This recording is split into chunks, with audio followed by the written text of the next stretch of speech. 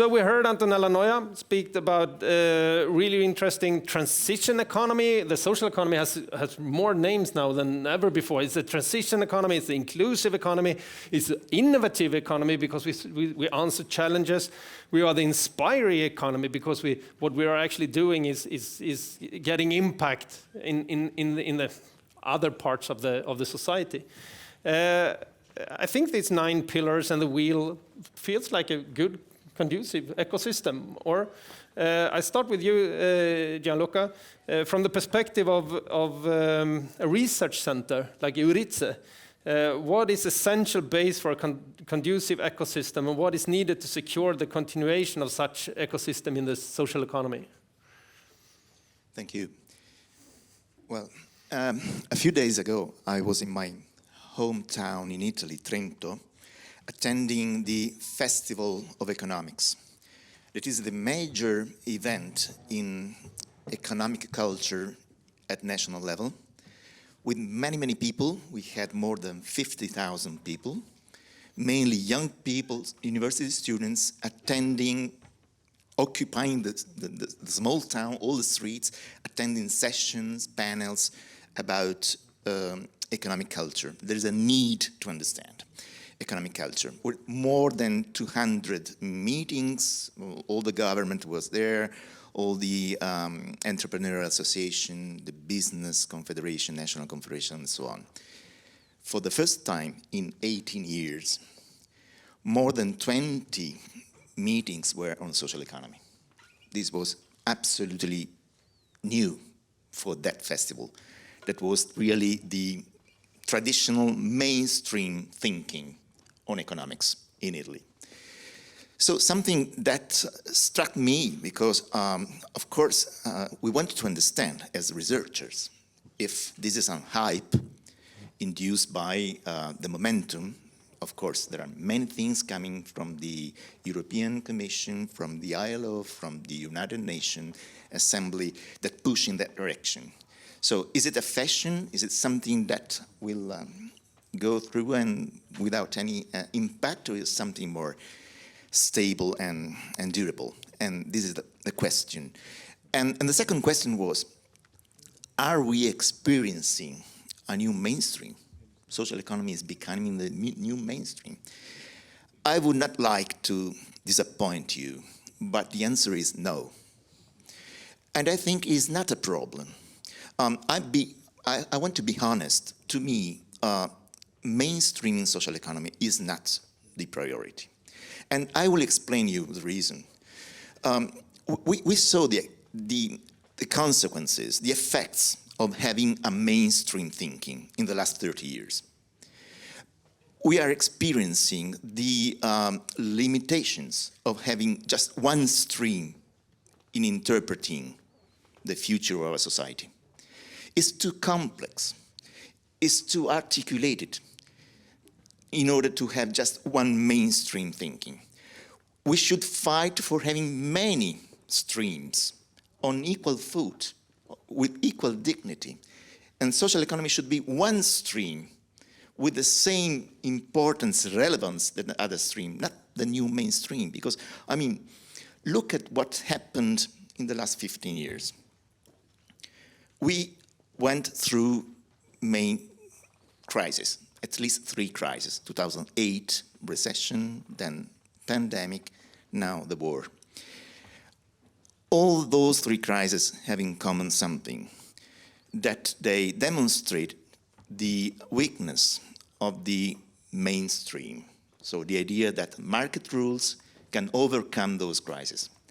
In all 3 crises, we had solutions provided by the public power, by the state.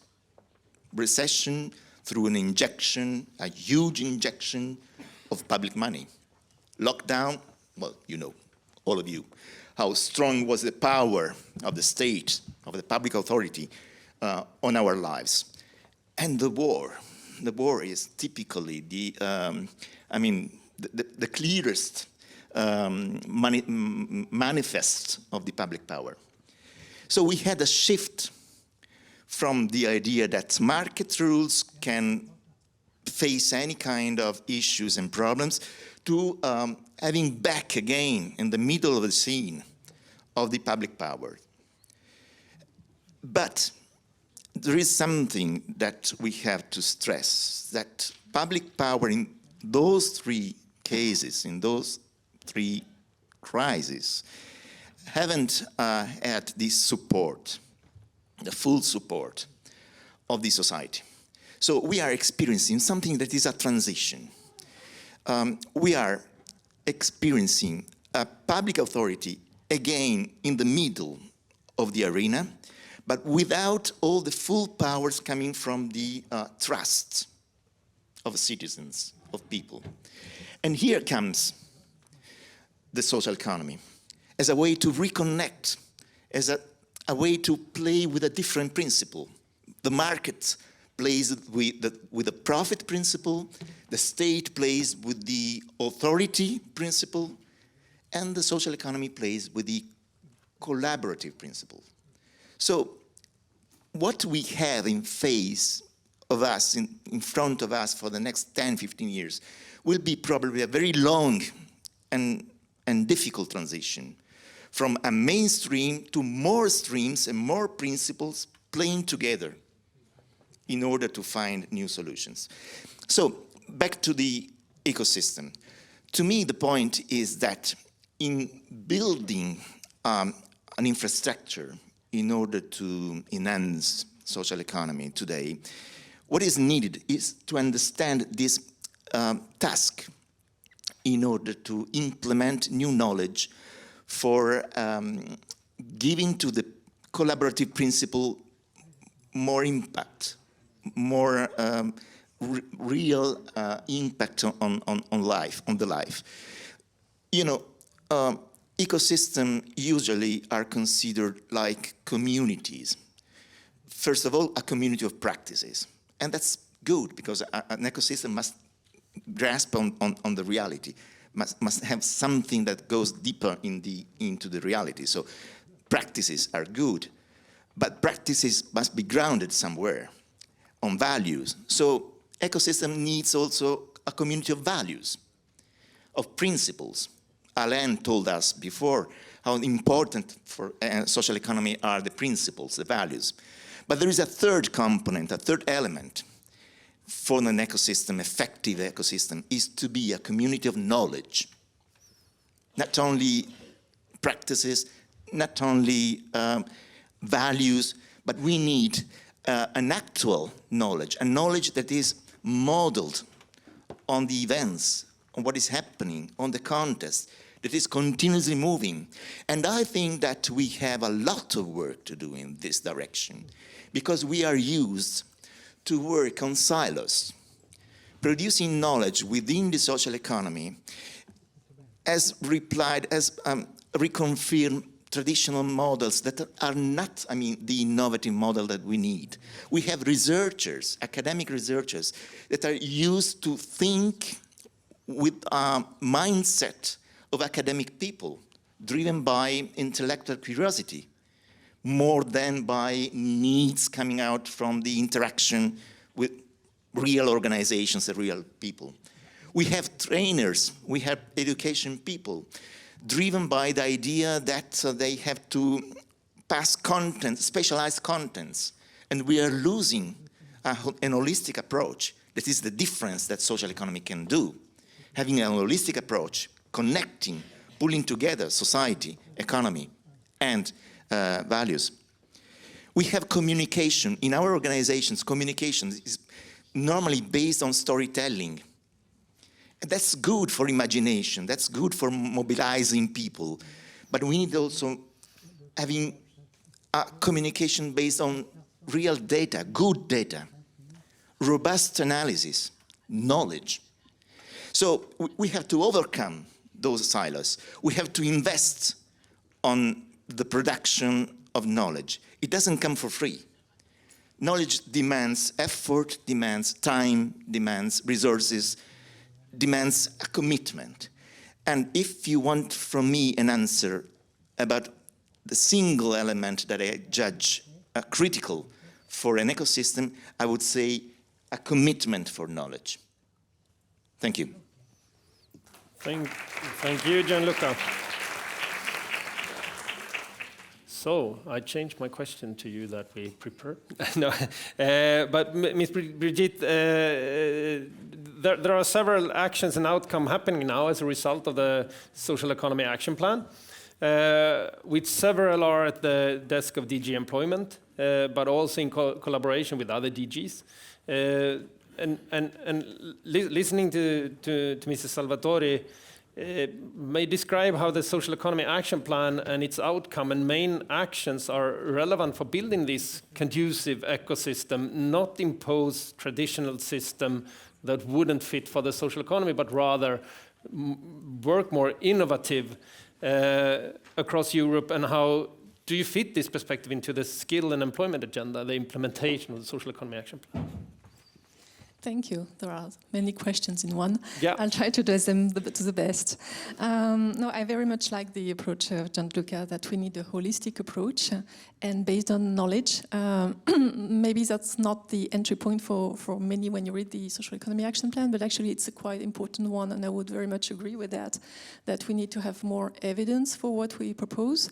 And also because the sector is so diverse, and we need to, we really strive to not to narrow down the approach to social economy. We really need to encompass all the various traditions and histories of social economy in the member states and try to respect it and just elaborate on that and go further. We are already mentioned a lot the Social Economy Action Plan, so you know it's very encompassing in terms of, I won't use mainstreaming anymore, now I'm getting cautious, but a horizontal approach, because I think, I mean, social economy, if you want to develop the enabling conditions and the good framework, you need to cover a lot of different topics, because it's all across the economy, across all sectors, and various also forms everywhere. And the main starting point for us was just to assess that the development is very uneven across member states, so that's where we want to push already. Why? I mean, it's been largely developed, so I won't come back on that. So to answer your question more on what, as DG Employment and Social Affairs, we are doing there. We are first with DG Grow, the parents of this Social Economy Action Plan, and next week, it was already announced several times today, we will deliver our Council recommendation on the social economy to improve the enabling framework in all member states. So really the focus is on all member states. We want to have it, I mean, some member states are much more advanced than others, so we'd like to push it everywhere. And following a lot of consultations with member states, but also with all stakeholders, many of you are in the room, many more are not in the room, to try to identify those areas where we think we should make progress. It's important because it's going to be the first legal act, really in relation to the social economy at EU level. So we are moving a bit further from soft law. Obviously, I mean, referring to what Antonella mentioned, the geographic scope is a bit narrower for us because we are only working with our 27 member states, which is already a lot. But we really try to put in place the conditions and also put in place some support from our side so that we can have to ensure that it will be followed up. Well, first stage, of course, will be turning to the Spanish presidency, make sure we have good discussions in the Council and a fast adoption, and then we move on to implementation phase. Just to mention a few areas that were already quoted, we believe are very important to touch upon. The main angle for us, of course, is the labor market policy and access to employment and social inclusion. So those are the two main angles for us. But to get there, we need to touch upon quite a number of policies, like skills, just mentioned, social innovation, taxation, procurement. So we do have a lot. And to go there, I said we want to help also member states, so make sure that it happens.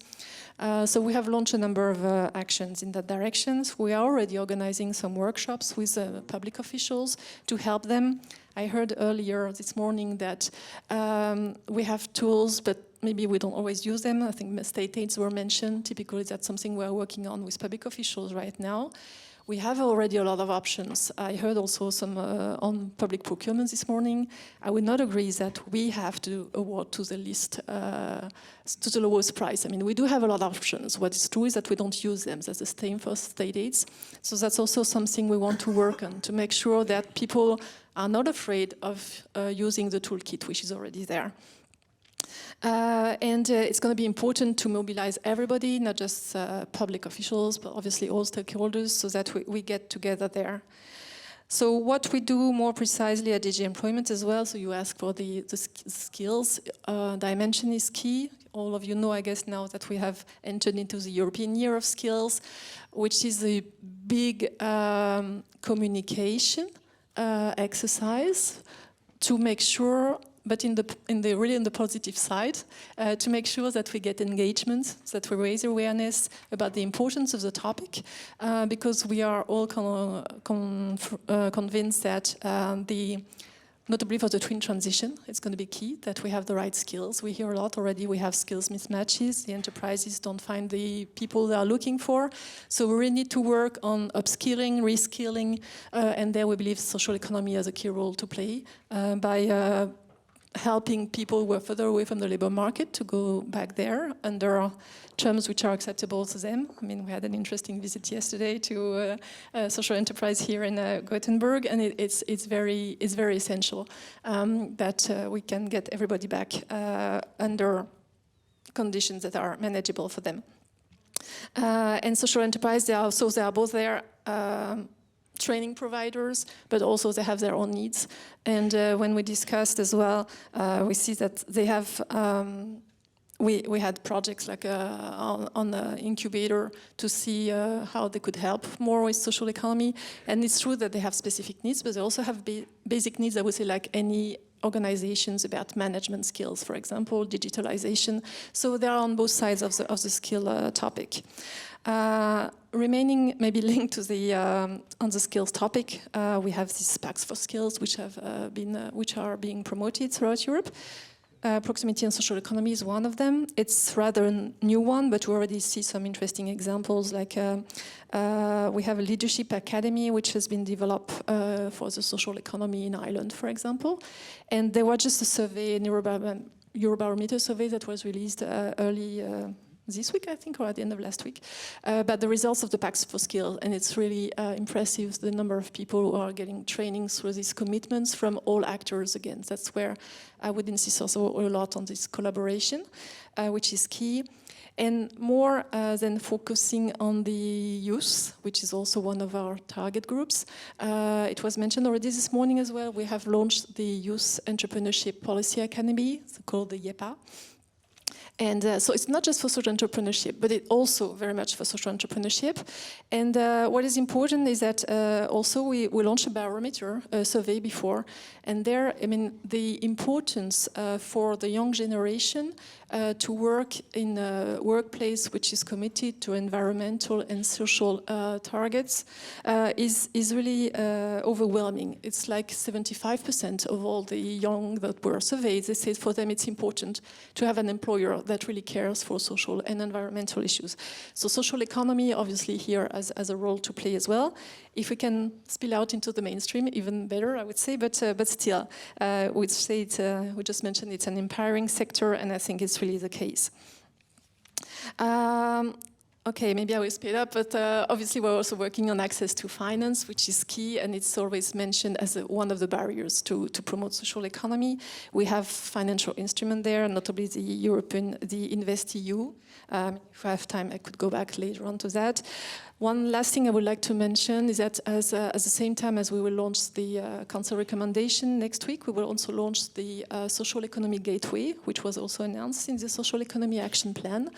So the idea is to have a one-stop shop. I'm not sure I can still say that we have so many one-stop shops, but from the social economy angle, really, where all the information that could be relevant to all stakeholders will be accessible. We have worked on developing it with stakeholders, and I think it's really important, and I also mention it because, so you will find information not just on the EU side, but also we are building country pages, we have pages for the stakeholders, and it's really a call that, so it will go online next week, but it's still going to be, I mean, somehow the beginning. So we really want to expand it. We want to expand it with your help as well.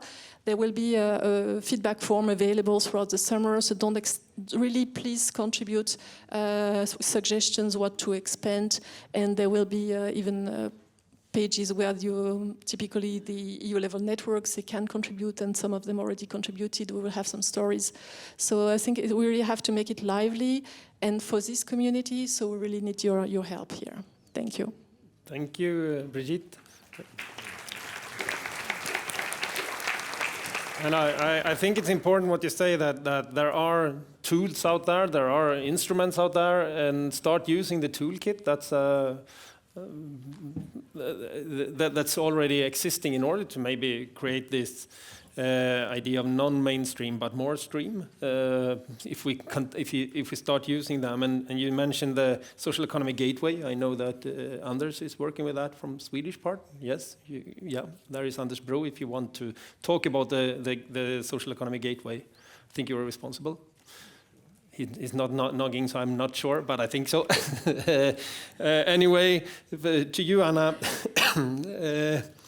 in which way does DG Grow then contribute to the implementation of the Social Economy Action Plan? We heard now that some instruments, we heard that we really need to use the toolkit, but from the perspective of an EU industrial policy and the single market, this includes indeed the green and digital transition that we have talked about earlier in this conference, and the transition pathway, but also an enabling environment for business support and entrepreneurship. May you tell us a little bit more about that, Anna?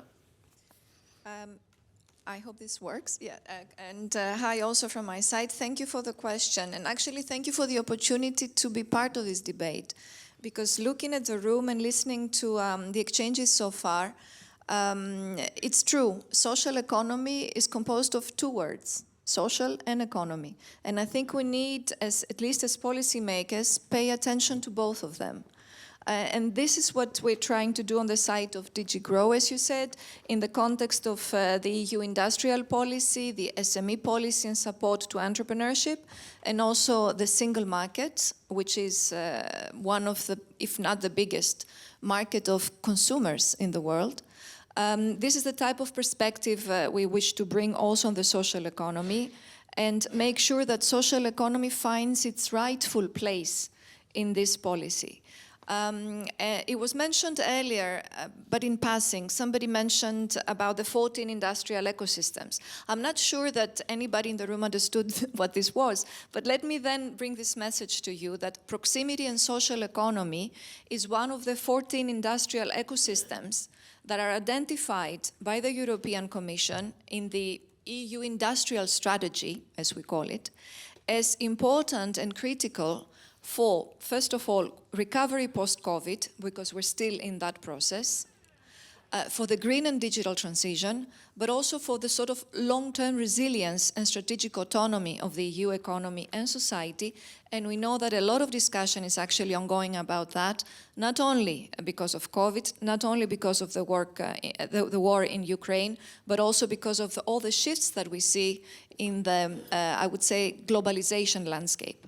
And that's very important to keep in mind, because there are opportunities also in terms of accessing markets, accessing value chains for social entrepreneurs and social economy business models that shouldn't be unmissed. So there are many challenges, but there are also some opportunities also in the midst of crisis. So that shouldn't come then as a surprise that social economy is important in the work that we do, that indeed we work hand in hand with other DGs and with colleagues in DG Employment for the implementation of the Social Economy Action Plan. Also because we know that social economy creates value in the internal market. Not as much as we would have liked to see. We know that only in 2 member states it reaches 10%, and in the rest not so much. So this is the stake for all of us and room for improvement at all levels. So the question then comes, what is the right framework that we need to put in place for the social economy enterprises and these business models to thrive in the internal market? And what we try to do on the side of DG Grow is to put together a mix of regulatory and policy tools, support action, and advocacy to the extent that we can, and raising visibility. So if I have to summarize our actions, then I would call 4 areas. The first one is about improving the functioning of the single market. It's about the regulatory aspects to see how they're fit for purpose for the business models in the social economy. The second is about opening up market opportunities, both in terms of public markets and the socially responsible public procurement, but also in terms of the lesser known private procurement and cooperation with mainstream companies. The third area is about the so-called enabling business environment and support. And what we're trying to do is actually make the case for the business case for the social economy and enabling the different organizational and business models of the social economy access value chains and other industrial ecosystems. There are 13 other industrial ecosystems, from retail to agri-food, tourism, textiles, energy, mobility, etc. We would like to make sure that social economy entrepreneurs are present and their needs and also their potential is taken into account. And the last area, not because it's less important, on the contrary, is about the potential of the social economy for the green and digital transition. So what does it mean? The first area, if you take the functioning of the single market for the social economy, what am I saying? That's Brussels jargon for sure. It's about the regulatory framework. It's about the legal forms. We heard a lot about it for the national level. It's also relevant for the European level. And there we can go as much as we can, because we cannot do everything, because most is in the hands of the member states. So there, for instance, already since 2003, those in the room know that there is a legal form for European cooperative society. We hope that it meets needs and helps the cooperatives go beyond borders in the member states and develop at European level. We're also working on a legislative proposal for cross-border associations that would be new, and it's coming up shortly, I hope. It's also, however, about looking at the ecosystem and how it functions in the internal market in terms of barriers, bottlenecks, opportunities. For that, we issue every month business confidence indicators, also for proximity and social economy. Do we have all the data? No, we don't. And that's another issue, and that's why we are launching a new strand of work to improve data and the socioeconomic knowledge of the ecosystem. But these indicators, these monthly information is available online. You can look it up. If you look up single market and social economy, you will see, and you will get the latest for the month of May for the proximity and social economy. And of course, in the annual single market report, there also you see how this particular ecosystem fares compared to the other 13 industrial ecosystems. Now, the second area, we heard also a lot about it, access to markets, public procurement. A huge opportunity. Public procurement represents 14% of EU GDP. Now, is it used in the right way in the hands of local and regional authorities or national authorities to push more for what we call socially responsible public procurement? I think there's room for improvement. On the side of the EU, we have done what we could. So the EU regulatory framework, the sort of public procurement directives are there. There are social criteria. Now it's in the hands of those in the member states applying public procurement to fully use them. So you may be asking, okay, you have put the regulatory framework, but what else do you do? We try to pass on the message. That's why we have already run awareness-raising trainings and sort of capacity building, both for policymakers in the member states and for social economy actors. We have done so for 12 member states, and Sweden was already among them. We will continue this work with the remaining member states for this year and next year, and we will also launch an EU-wide awareness-raising campaign. If there's more ideas about how we can support public procurement, please come and find me during the lunch break. I will be very interested to hear from you and take it back to Brussels with me to discuss with colleagues. Then I mentioned earlier about private procurement. It's about how we can bring social entrepreneurs closer to mainstream companies. First of all, to help them access to the type of support that they can get from mainstream companies, but also even help them together, mainstream companies and social enterprises, bid public procurement calls. So we have launched a call for proposals. We are now supporting 5 projects that are starting, and it's a space that we're very much interested in to see how it evolves. So we will come back, I hope, next year with some first results of these projects to share with the broader social economy community and exchange more on that particular point. Now, the third area that I mentioned is about the business environment, how we can bring together the elements that social entrepreneurs need in order to scale up, in order to access those markets. What tools do they need? Birgitte already mentioned about the skills and the Pact for Skills. There we have facilitated work by stakeholders to set up a large-scale partnership for the proximity and social economy industrial ecosystem. We're grateful to the Social Economy Europe and EURICSE for leading this work. More than 180 stakeholders are working, public and private. Is it enough? No, we would like to have more. So please look it up, present your commitment, and join this community of committed stakeholders. And they are committed. It's not only about mapping the skills needs. It's not only about skills forecast. It's about also the type of commitments that the members of the platform have taken. And as I understand that they have committed to upskill and reskill 5% of the workforce they represent each year when it comes to the skills for the green and digital transition.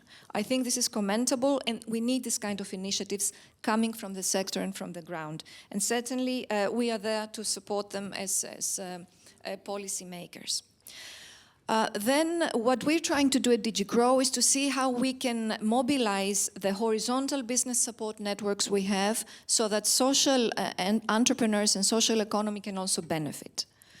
One of them, and quite a big one because it's present in 60 countries beyond the EU, is the Europe Enterprise Network. Has anybody heard of it in the room? I don't know. If you have, that's good, but most of you, I wouldn't expect so, which is a pity, because there is a dedicated sector group, working group on proximity and social economy, the first that we managed to establish, and we expect more of its work. What is it? What are the stakeholders of this EEN and of this sector group? It's chambers of commerce, it's universities and research centers, it's public authorities, and the purpose is to see how to support smaller companies and enterprises, smaller entrepreneurs, to access international, to open up markets, develop skills in terms of the green and digital transition. For instance, there's sustainability advisors, and also seek tailor-made support to develop their business.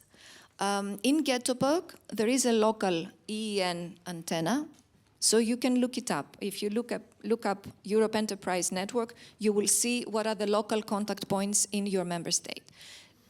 Don't be shy and knock on their door. They're there for you, to help you. Same, and I would like to bring this up as well, is the work that we do to foster cooperation among clusters. Clusters of local businesses, clusters bringing together entrepreneurs, research and innovation centers, and see how we can scale up this kind of cooperation and peer learning at European level. There is a dedicated platform for that. It's the European Cluster Cooperation Platform.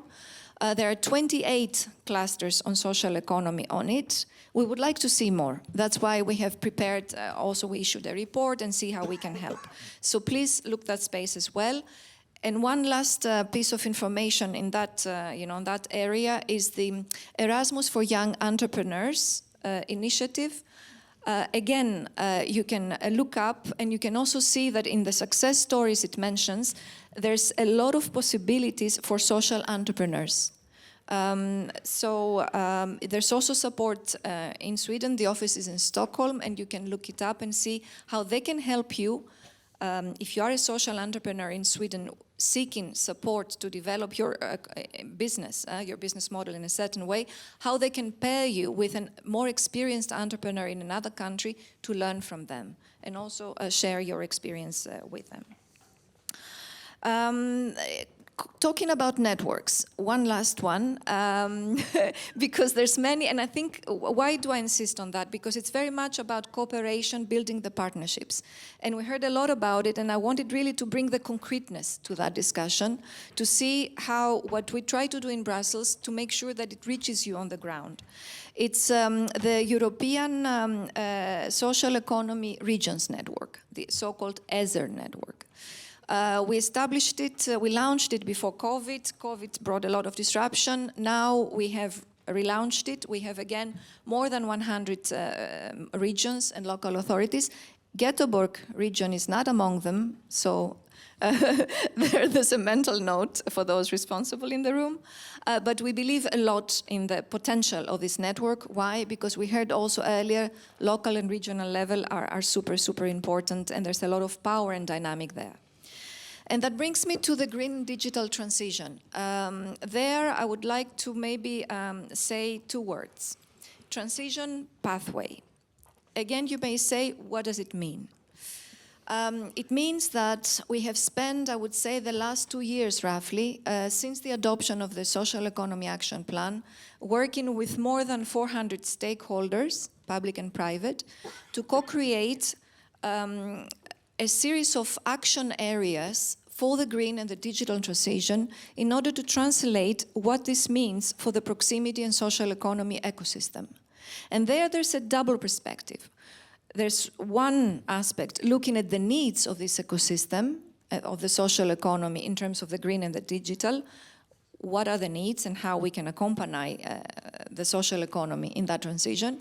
And the second is to see what are the enablers in order for the social economy to actually leverage the green and digital transition across the economy and the society. We heard about a just transition, and we cannot achieve it without social economy.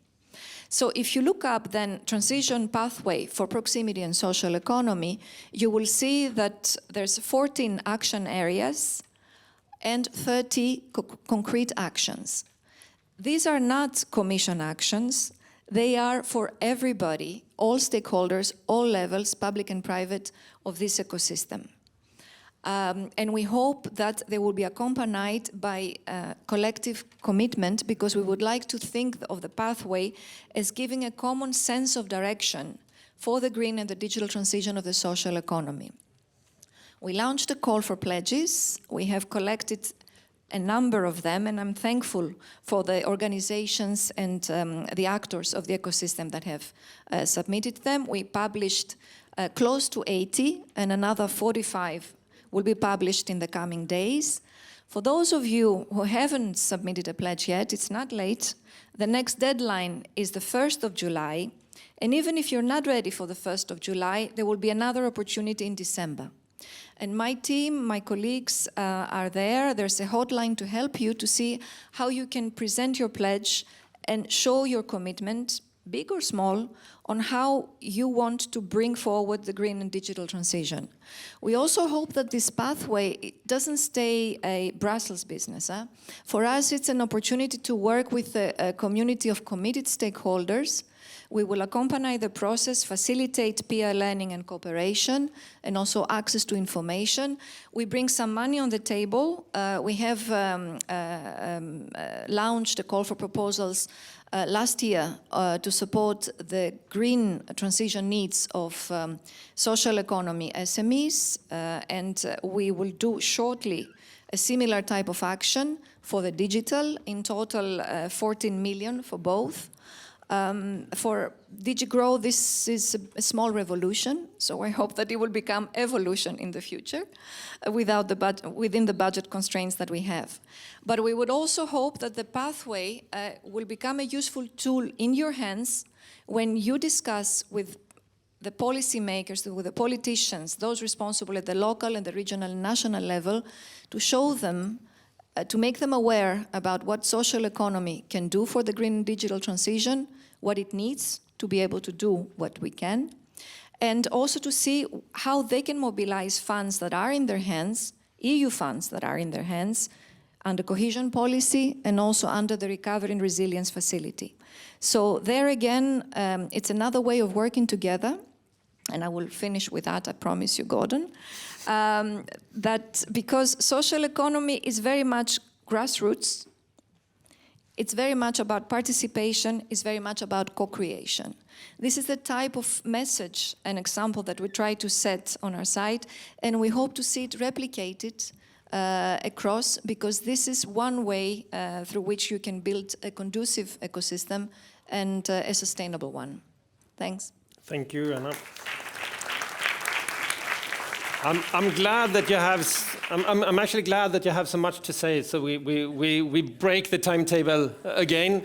No, but it's very interesting that DG Growth and DG Employment has so much to talk about. So it's really interesting and necessary. And as you said, single market, the public procurement, the enable business environment, the transition discussion, but also the implementation and the toolkit from the Social Economy Action Plan is actually between the DGs. So, and it's important, and then we have a role in it as stakeholders to actually grab it and embrace the initiatives, and also be able to put the agenda forward. So, Ariane, the ambition, the institution, the instruments, the toolkits, the policy development for social economy is, as you heard now, taking really big steps. As I said in the beginning of the conference, just move back 20, 25 years.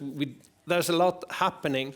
But the ambition to adapt the social economy to the internal market of EU, as well as promote innovation and growth, is encouraging. Absolutely, this is something we really want. Still, this approach risks to miss the important part of prevention and resilience as one of the many important perspectives of the social economy. And as may you, Ariane, reflect upon this out from your perspective as a civil servant at the Swedish Church, but also from the European Economic and Social Committee, and how you work with this dual challenge of the social economy, historically, present, and for sure in the future as well, that we would have this dual perspective. And how should the ecosystem need to be adapted in order to fit this dual responsible perspective of the sector, Ariane? Easy question. Exactly. First of all, it's a pleasure to be here in Gothenburg again. See so many familiar faces, so thank you for inviting me. Gordon, you're giving me a hard challenge there because we're time pressed and you asked me a very big and wide question. But I've been so fortunate that there have been so many previous speakers that actually given us some hints on what's needed and what the opportunities are for this sector. So I kind of want to go to a bigger picture again and can more or less summarize a little bit what I heard from the previous colleagues. And Nicola Schmidt mentioned, Victor you also mentioned, and many more, and of course Gianluca as well, that we are in this polycrisis environment. And this is a sign of a paradigm shift or whatever you want to call it, but the polycrisis is that there's so many huge complex challenges happening at the same time that we just can't navigate. We don't really understand what's going on.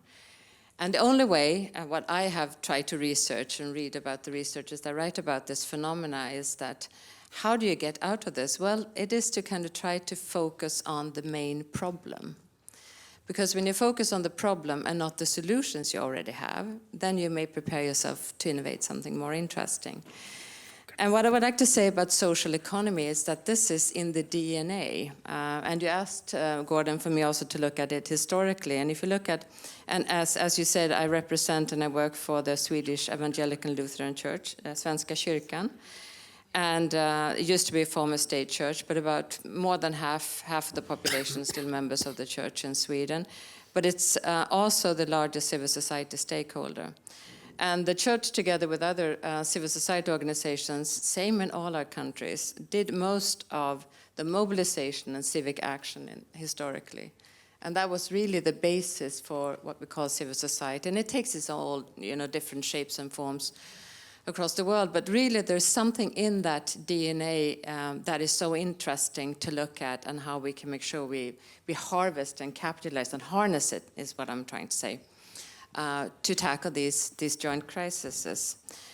And one thing, relating it to the current climate and the crises, and Gianluca, you touched on that. We've had several crises, and there's one sector that has proven to be more resilient, and it's the social economy.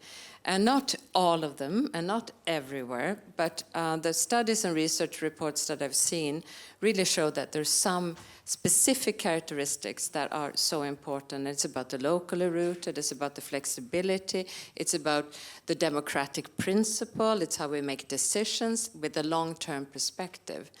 This is something that we need also to tackle these crises. This is something, so we have it already. We have some of those answers, but how do we actually augment them with help of the wonderful initiatives that are taken by the Commission and OECD and so forth? So resilience is proven. One thing that's also really important to look at that is, I want to do a specific, sorry, all my papers are flying, to democracy. Because we talk about internal market, single market, we talk about all of these things. I think, Alain, you touched on it. It's about the economic system and whether or not we fit in or we need something else, and we need more streams and so forth. But there's something about democracy in the world, and we've seen the Institute idea that measure this say that we are actually in a very suppressed state of democracy globally. And even in Europe, the larger Europe, about 17 countries have taken a big step back.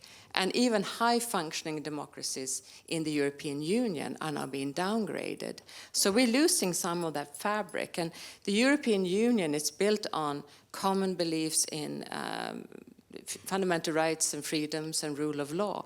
And if we don't have those who guarantee and carry those, are the guardians of these democratic values, we're going to lose some of that fabric here. Alain, you mentioned solidarity as a key word, and there's so much of that. So we see that democracy is pulling back. And what I'm trying to get with this point is that social economy also carries these values. And there's a very strong link to what Anna said, civil society. So civil society is a fundamental pillar of any functioning democracy.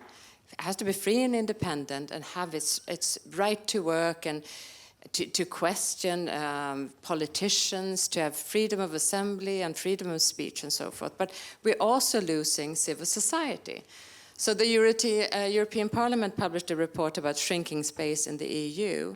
73%, if I'm correct, of organizations asked said that they find it's a harder climate and even severely deteriorating. So what I'm saying is that we need to foster social economy, not just for being an actor, stakeholder in the economy, but we need to foster civil society and social economy because it is carrying the values that we believe in. So it's a much bigger picture, but I think we talk about dual value creation, social and economic, and I would say triple environmental sustainability as well. So it's such a smart solution.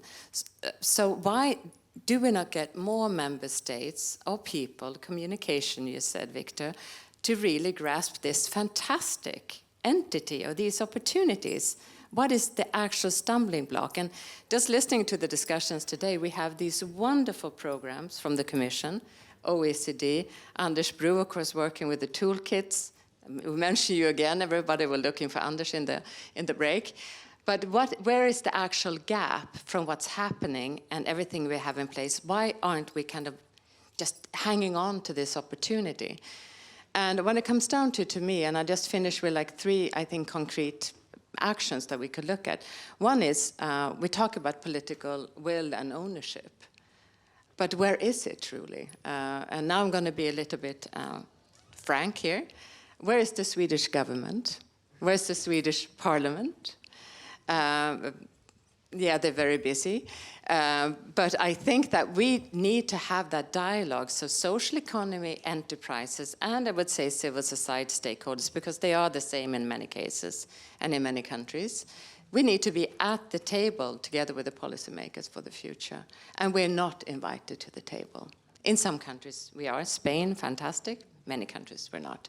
So how do we get over that? And we need all the help we get from the European Union to push that so that we open the door so we can sit down. Because we may be able to come up with ideas through our social innovation process to tackle the poly crisis that we need. The new mindset and kind of switch things around. So that's one thing. Concretely, what I'd like to ask the Commission to work on is a civil society strategy.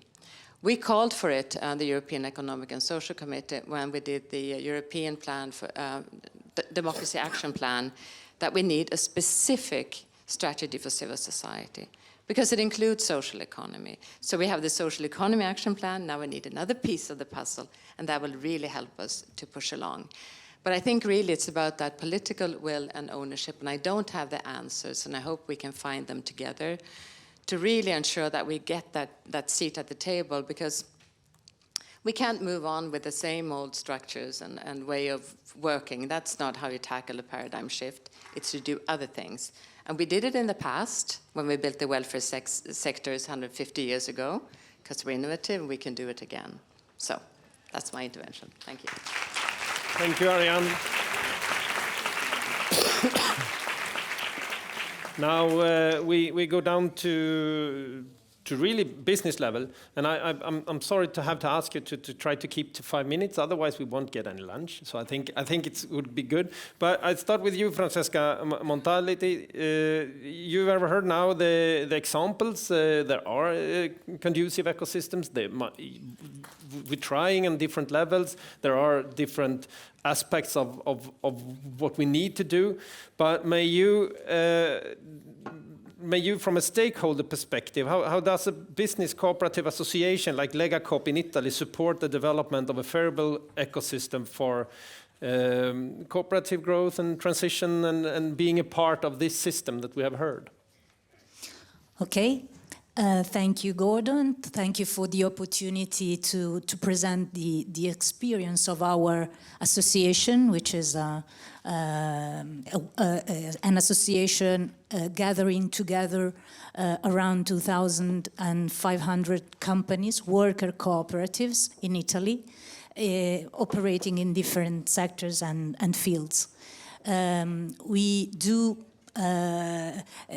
We carry out the activities that any other business association carries out. We represent the interests of our cooperatives, but we do something more. We promote cooperation, new cooperation among the youth.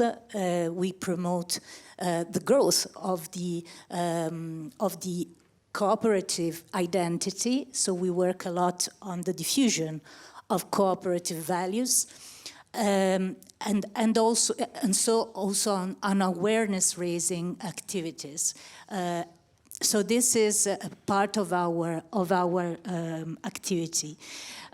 Coming back to your question, I agree very much with the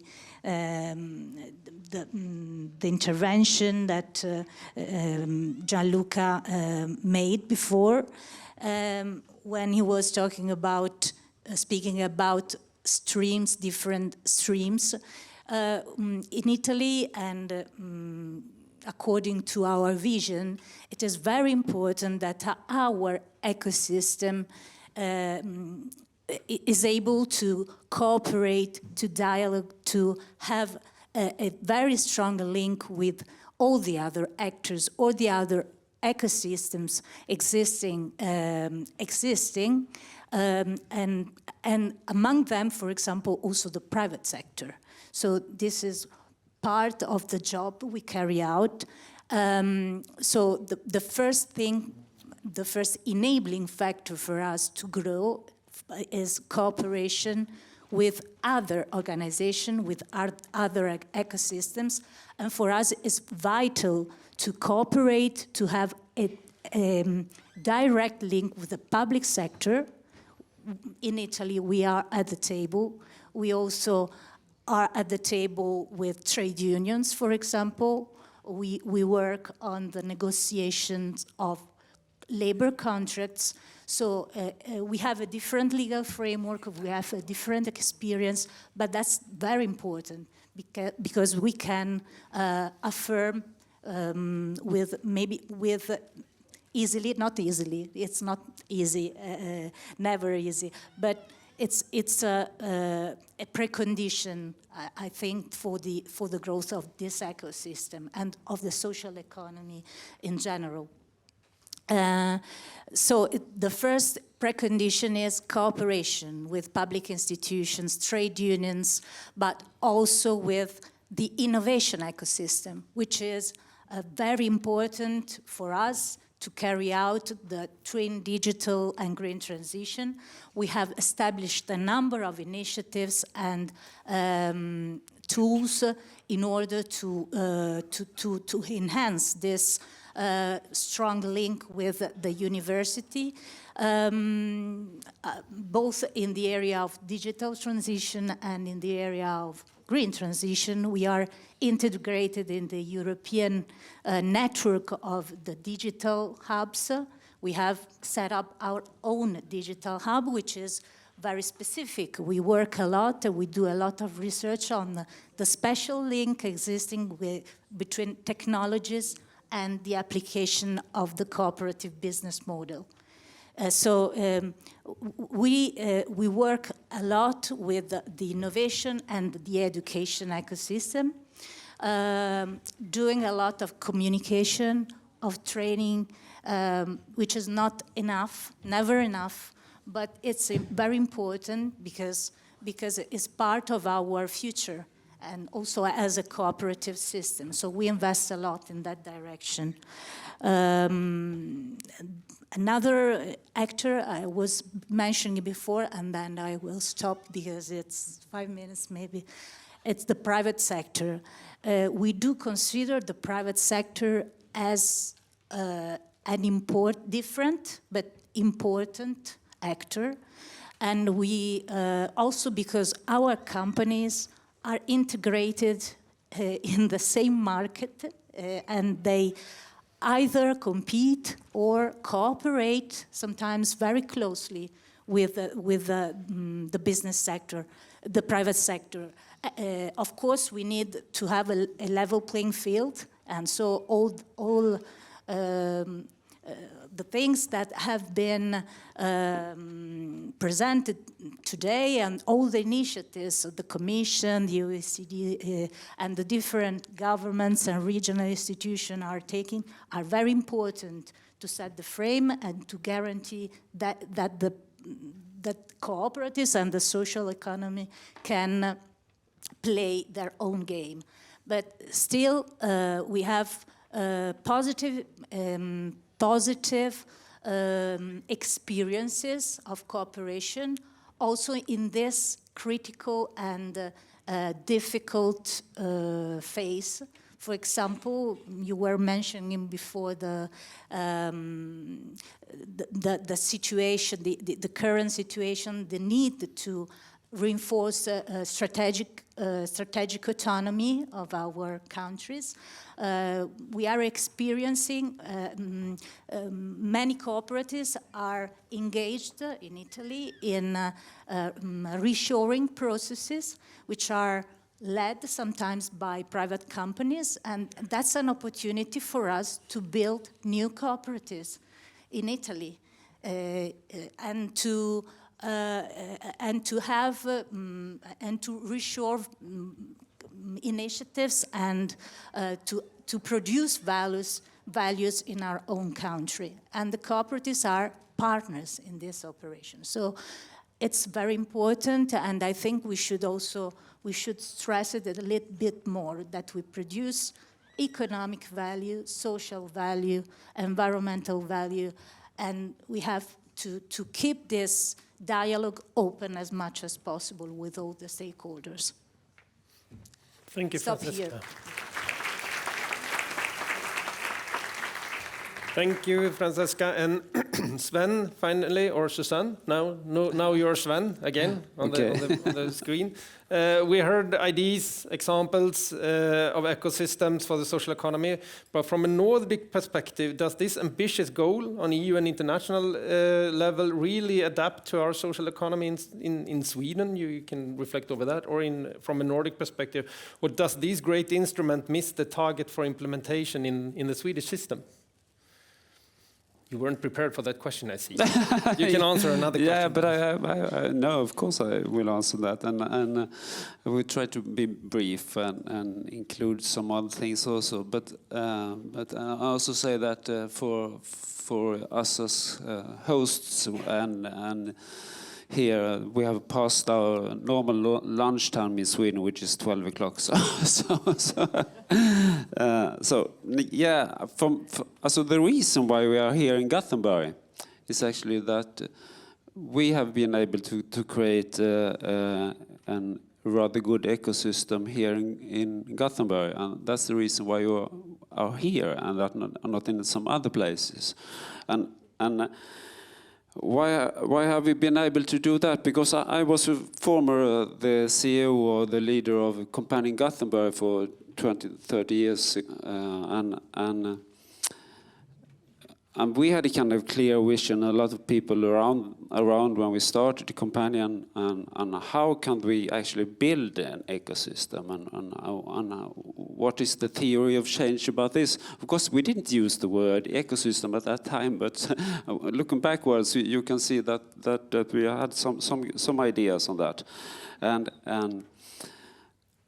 but also that Coompanion is as you all have understood now, I think it's 25 regional organizations, cover all entire of Sweden, and promoting cooperatives and social enterprises, and do that thanks to financial support from the national government, and that has been existing for 30 years. And we've been able to raise co-finance from regional and local sources also. And what are we actually paid for? We are paid for creating businesses as cooperatives, social enterprises. And so there is an important part of the ecosystem to access support or business support. That's been existing in Sweden for many years. But being here on the local and the regional area, we also see that suddenly we become a kind of hub in building an ecosystem, and I think that's even more important part of the work that we do, that we fill a gap of somebody who is working for the development of the sector as sector and the growth of the sector, and to be a competent or skilled organization to be able to do that, because in a sector with scarce resources, in most of the organizations we have a unique position. Grace to that. But to build an ecosystem is also, and this is coming back to a question in some way also, Gordon, is that this should be evaluated and measured about the number of projects and partnerships with public authorities, etc., that's going on, because that we are rather good in creating. It should be evaluated on the success of the entrepreneurs in the ecosystem, because they are the most important part of the ecosystem and should be kind of included in, and we have been able to include them in the development of the ecosystem so that it's developed together with the entrepreneurs and the actors, which actually we are here for. We are here for them, so that they can flourish. So is this ecosystem that we have been able to build in this kind of Nordic area effective, and it seems to be very effective in many ways? Despite this, there is actually could be said that it's not a very good development. Could also be said that there is also a small decrease in the number of new starting social enterprises and cooperatives. And so why? How is that possible? Because when we have created our strategy, we tried to on local and regional level at 25 places in Sweden to develop policies, working with political institutions, local and regional governments to have a supporting environment. And we also had a clear part of our strategy to support the demand side and working with public procurement and private procurement and connecting things to the companies actually had someone to sell to. And we also tried to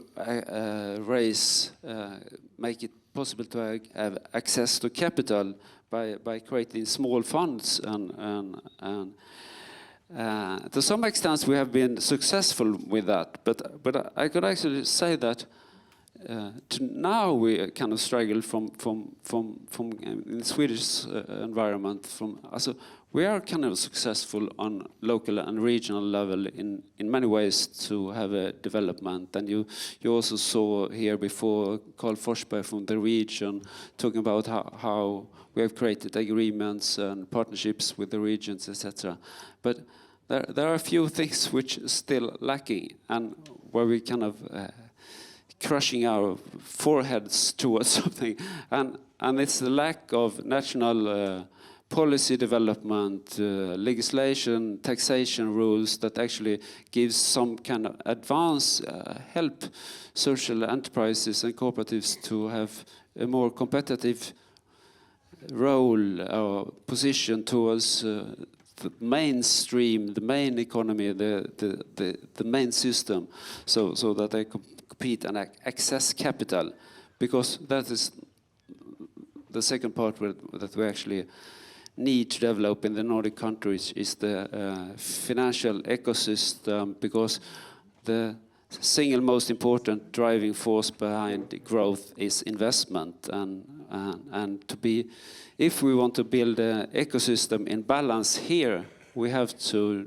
develop a more national policies, giving more support for and better regulations for the development, and also that we create together in the sector better financial ecosystem and more of access to capital for the social enterprises.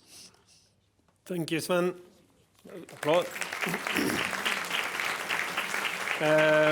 Given the situation, I will not have a panel discussion at this moment, though I just try to summarize that there are some stakeholder struggles. But I feel that we are on a way of actually building a conducive ecosystem for the social economy. There are a strong commitment on the international level, on the European level.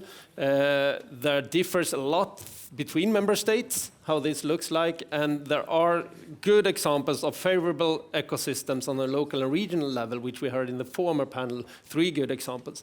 But I also understand that the Commission especially needs our voice in order to create this.